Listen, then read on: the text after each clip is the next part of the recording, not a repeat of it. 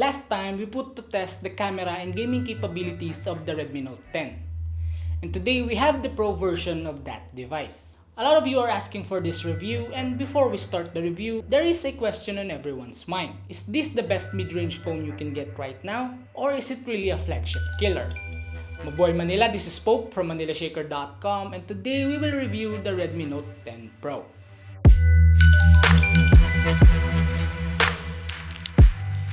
The Redmi Note 10 Pro is one of the Redmi Note 10 series that was released in the first quarter of this year. This device is equipped with most of what we are looking for in a device. It is powered by a Snapdragon 732G, 120Hz AMOLED display, a 5020 mAh battery, and a quad camera setup with 108 megapixel for its main cam. Now, housing those specs is a Gorilla Glass back with a glossy finish, a plastic frame that has dual speakers, an IR blaster, a headphone jack, and a fingerprint scanner integrated into its power button. A great feature you can have in a sub 15,000 price range. But it is prone to fingerprint smudges. It is also thicker and heavier compared to its vanilla version. But this device has better premium look and feel. For its display, it has Corning Gorilla Glass 5 protection and it boasts a 6.67-inch Full HD Plus AMOLED display. It is bright, crisp, and we also get richer colors, deep blacks, and better viewing angles. It has a smaller chin compared to the Redmi Note 10 and also a tad taller. But the main highlight on the display is the 120Hz refresh rate. Although it doesn't have an adaptive feature that adjusts the refresh rate based on how you are using the device to save up battery, still it is AMOLED and the 120Hz is a cool feature to have on a not-so-hefty price tag. Now heading to its cameras. The camera module of the Redmi Note 10 Pro is a bit taller compared to its vanilla version. So you will get a wobbly device when it is placed on a flat surface even if you put the case that comes with the package. Again, we have a quad camera setup with 108 megapixel main cam, 8 megapixel ultra wide, 5 megapixel macro, and 2 megapixel depth sensor. The outputs of the 108 megapixel main cam sometimes have a warm tone due to scenery. It also has deep shadows, though the colors are true to life. It is sharp and detailed as well. With HDR on, colors gets a little saturated look, but more on balancing the exposure. The blacks are now lifted and details pop up. For its night mode, due to the 108 megapixel lens, the output is pixel binned to 12 megapixel. This means that this photo at night is bright and doesn't have a palish look. Even at low light, night mode does drastically improve the overall exposure and details are much more visible compared to what I see with my naked eye. Now on for the macro. The 5 megapixel macro, or what they call the telemacro, is equipped with a telephoto cam. It has an autofocus that works between 3 to 5 centimeters. It adds flexibility for your macro photography. The results are quite impressive. Images are sharp, it outputs good colors and details. The depth sensor has good subject to background separation and it does output good colors since it uses the same 108 megapixel sensor. Now switching to selfies. It has a 16 megapixel f2.5 selfie camera, photos are binned down to 4 megapixels. It also has night mode on its selfie camera and the overall quality is quite amusing. Photos are sharp, detailed, and outputs true to life skin tone. Moving on to its video recording, it can shoot up to 4K at 30 FPS and 1080p at 60 FPS. This set of cameras are impressive in their own ways. The 5 megapixel macro is not gimmicky and it has reliable features like Pro Mode, Clone, Movie Effects, and so on and so forth. With the cameras out of the way, let's head to its chipset and performance.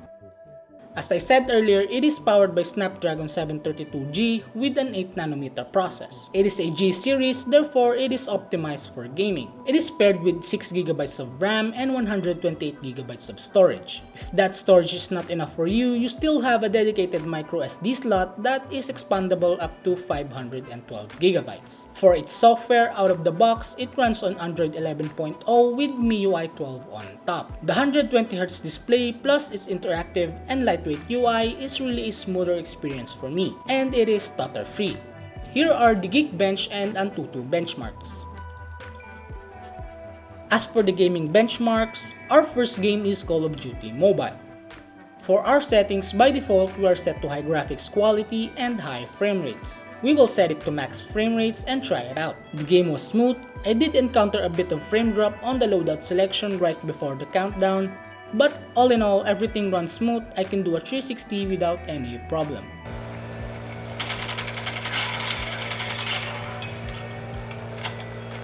Our second game is PUBG Mobile. By default, settings are set to HD graphics and high frame rates, but you can go up to Ultra with balanced and smooth graphics quality. Gameplay is smooth, no stuttering or frame drops occurred even with settings set to high graphics and high frame rates.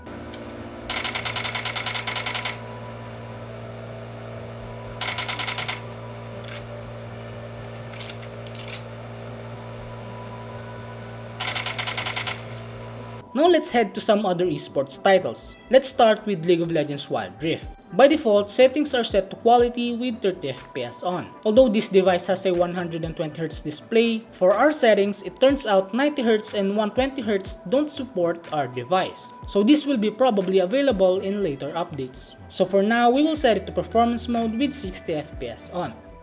The gameplay is smooth and I didn't encounter any frame drops.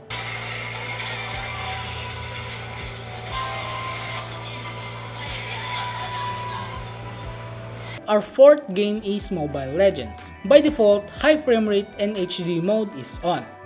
Graphics quality is set to high, but this time let's set it to Ultra and test it. The gameplay was smooth even though we bumped up the graphics quality to Ultra. I didn't encounter any stuttering or frame drops throughout the game.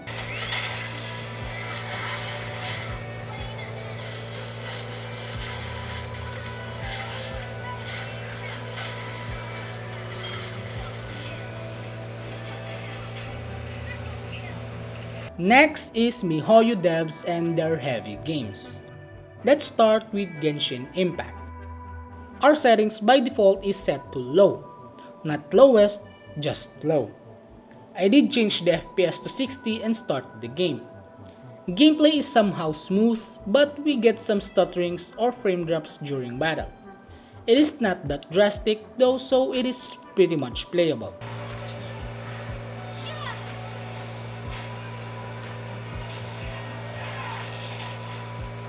Our last game is Honkai Impact.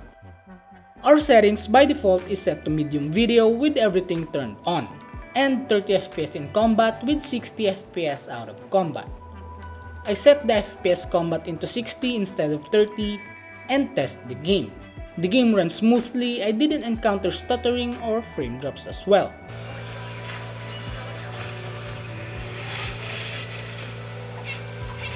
Out of all the games we tested, the only stuttering we did encounter was on Genshin Impact, and it is bearable. Again, this device is packed with big numbers, and those big numbers are backed with a 5020 mAh battery, which is paired with a 33 watts fast charging. Juicing up the device from 0 to 100% takes around 1 hour and 30 minutes. It isn't bad since it can charge up to 50% in just 30 to 40 minutes, so it can keep you running if you are always on the go. Overall, the Redmi Note 10 Pro is not comparable to flagship devices. It doesn't have wireless charging nor waterproofing. It doesn't come with 5G connectivity as well, which is one of the features we seek for future-proofing our device. And it is also not equipped with a flagship chipset and it doesn't have the flagship feel. But if you are nitpicking a device with unique abilities and specs with almost what other flagship offers, fast 120Hz AMOLED display, huge 108 megapixel camera with good qualities, and a large 5020 mAh battery. For me, at the starting price of 12,590 pesos, it has large numbers at a much cheaper and affordable price. And this Redmi Note 10 Pro should be one of your choices on picking a value-wise mid-range device. So that is our review of the Redmi Note 10 Pro. What are your thoughts about this device? Let us know in the comment section below. Thank you guys for watching. Be sure to subscribe and ring the bell so you will be notified of our future contents. Also, don't forget to visit manilashaker.com for more tech news, reviews, and comparison of the latest device. Once again, this is Pope, and mabuhay Manila!